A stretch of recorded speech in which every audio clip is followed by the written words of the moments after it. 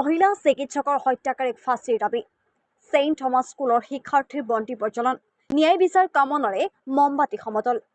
কলকাতাৰ এগৰাকী মানৱদৰ্দী চিকিৎসকক অতি বৰ্বৰ আৰু নিৰ্মমভাৱে হত্যা কৰা ঘটনাই আজিও জোকাৰি গৈছে সমগ্ৰ ৰাজ্য এই পাশবিক হত্যাকাণ্ডৰ প্ৰকৃত অভিযুক্তক চিনাক্ত কৰি চৰম শাস্তি প্ৰদানৰ দাবী বৃহস্পতিবাৰে মমবাতি সমতল আৰু প্ৰাৰ্থনা সভাৰে শ্ৰদ্ধাঞ্জলি অনুষ্ঠান অনুষ্ঠিত কৰা হয় ঢকুৱাখানাৰ অগ্ৰণী ইংৰাজী মাধ্যমৰ শিক্ষানুষ্ঠান ছেইণ্ট থমাছ স্কুলৰ শিক্ষক আৰু শিক্ষাৰ্থীসকলে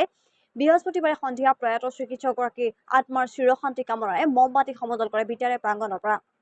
বিদ্যালয় চৌহদৰ পৰা হত্যাকাৰীক ফাঁচি দিয়ক চিকিৎসকৰ হত্যাৰ ন্যায় লাগে আমি বিচাৰো ন্যায় মহিলাৰ জীৱনৰ নিৰাপত্তা দিয়ক অভিযুক্তক কঠোৰ হাতেৰে দমন কৰক আদি শ্লোগান দি ৰাজপথ উত্তাল কৰে সমদলকাৰীসকলে এনেদৰে ৰাজপথ উত্তাল কৰি ঢকুৱাখানা নগৰ চাৰিআলিত উপস্থিত হয় শিক্ষাৰ্থীৰ প্ৰতিবাদকাৰীসকল নগৰৰ মাজত অৱস্থান কৰি চিকিৎসকগৰাকীৰ প্ৰতিছবিত পুষ্পমাল্য অৰ্পণ কৰি পুণ্যতাৰ সদ্গতি কামনা কৰি মৌন প্ৰাৰ্থনা কৰে এনে পাশবিক আৰু জঘন্য কাণ্ড সংঘটিত কৰা নৰপিশাচবোৰক চিনাক্ত কৰি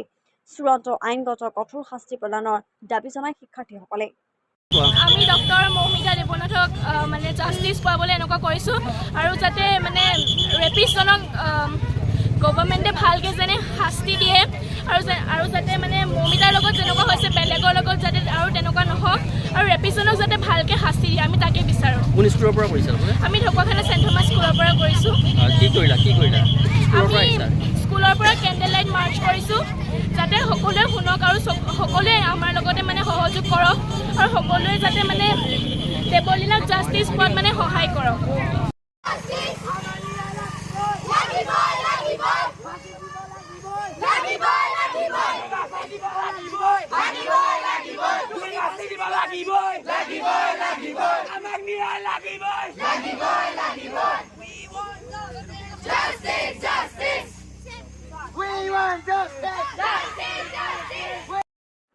নিউজ ডেস্ক ঢকুৱাখানা লাইভ